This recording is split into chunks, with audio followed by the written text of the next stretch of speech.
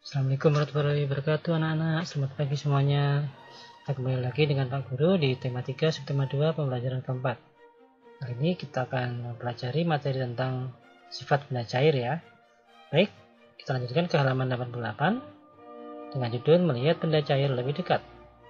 Kalian simak ya, seperti benda padat, benda cair juga banyak di sekitar kita. Sekitar 70% permukaan bumi tertutup oleh air laut. Tubuh manusia hampir 2/3 bagian merupakan cairan. Air adalah benda cair yang sering ditemui. Sebutkan benda lainnya yang termasuk benda cair. Pernahkah kamu melihat air dalam gelas tumpah? Pernah ya? Bagaimanakah bentuk air tersebut? Apakah bentuk air yang tumpah sama dengan air dalam gelas? Nah, kalian ingat-ingat kalau air tumpah sama nggak tuh? Air yang tumpah dengan gelas. Ya, di bawah itu ada minuman jus jeruk ya, sebelah kiri. Jus jeruk, ini minuman botol, ini minyak goreng, dan ini air dalam ember. Kemudian supaya tahu, lakukan kegiatan berikut untuk mengetahui sifat-sifat benda cair. Nah, di halaman 89 sampai 90 adalah percobaan kecil ya untuk mengetahui sifat benda cair. Yang pertama, alat dan bahannya adalah air dan minyak goreng, 2 ember, gelas, dan kantong plastik. Langkah-langkahnya, yang pertama, masukkan air ke dalam ember. Kemudian dari dalam ember, masukkan ke dalam gelas. Dan terakhir, masukkan lagi ke dalam kantong plastik. Kedua, lakukan hal yang sama dengan minyak goreng juga. Jadi yang pertama, minyak goreng masukkan ke dalam ember. Kemudian minyak goreng dipindah ke dalam gelas. Kemudian dari dalam gelas dipindah ke kantong plastik. Kemudian catatlah hasil pengawatan tadi dalam tabel di bawah ini. Yang pertama adalah air. Nah, hasil pengawatan itu adalah bentuknya bagaimana? Yang pertama air, dari ember ke gelas, dan gelas ke plastik. Bagaimana dengan bentuknya? Berubah sesuai wadah atau tetap?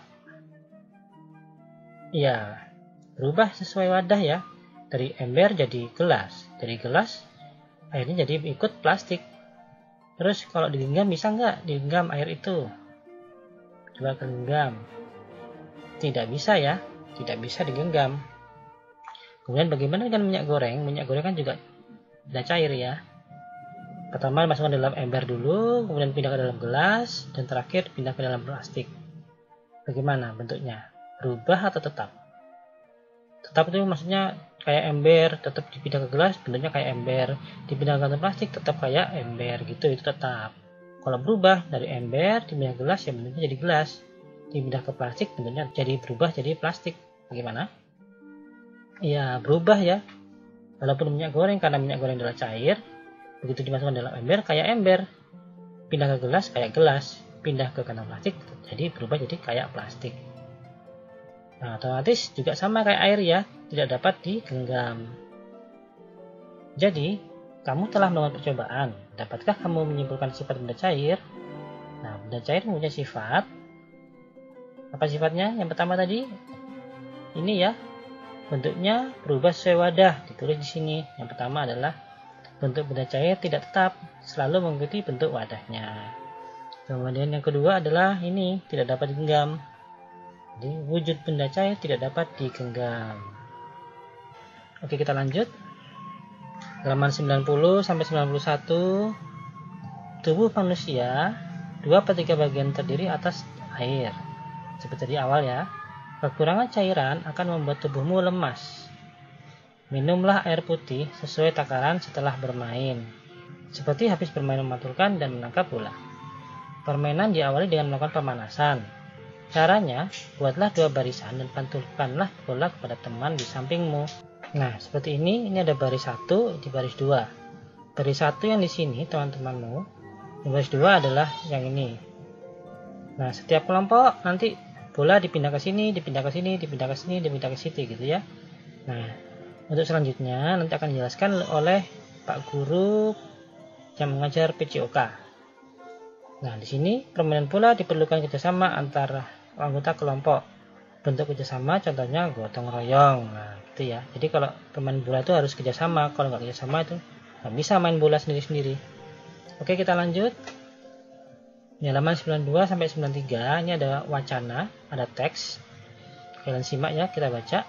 Warga kampung tempat Siti tinggal sedang gotong royong. Mereka sedang menyiapkan lahan untuk bermain anak-anak. Setiap warga membantu dengan caranya masing-masing. Bapak-bapak membantu membersihkan lahan.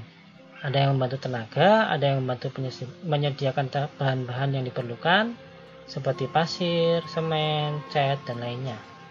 Ibu-ibu dan anak-anak juga tidak mau kalah. Ibu-ibu menyiapkan minuman dan makanan kecil. Anak-anak membantu membawakan makanan dan minuman. Lahan tempat bermain dapat diselesaikan dengan cepat. Anak-anak bergembira karena anak-anak dapat bermain di lapangan. Nah, sebelah kanannya kamu telah membaca cerita tadi. Kemudian, apa yang menyebabkan pekerjaan cepat selesai? Yang pertama, pekerjaan ini bisa cepat selesai karena apa? Karena ada gotong royong. Jadi yang pertama, gotong royong membuat masyarakat saling membahu-membahu untuk menolong satu sama lain. Yang kedua, gotong royong mengajari setiap orang untuk rela berkorban demi kepentingan bersama. Yang ketiga, kebersamaan yang terjalin dalam gotong royong melahirkan persatuan sehingga mampu menyelesaikan permasalahan. Nah, itulah gotong royong. Jadi dengan gotong royong, pekerjaan ini bisa cepat selesai. Mengapa? Karena ketika ini ya. Sekarang di bawah ini ada contoh kegiatan di lingkungan tempat tinggal. Ini contoh dari Pak Guru. Yang pertama adalah memperbaiki tempat ibadah, membangun gapura, mengecat marka jalan. Itu kalau di lingkungan tempat tinggal. Kemudian yang di rumah, dalam rumah itu bisa membersihkan rumah, merawat tanaman, membersihkan peralatan makanan. Jadi sama kakak, sama ayah, sama ibu, sama adik gitu ya, kerjasama gotong royong. Kalau di sekolah, membersihkan ruang kelas, membersihkan taman sekolah, dan membersihkan lingkungan sekolah. Itu kalau di sekolah dengan seluruh warga sekolah. Nah, itu dia dari Pak Guru contohnya. Ya, terima kasih ya. Jangan lupa jaga kesehatan. Dadah, assalamualaikum, terima kasih.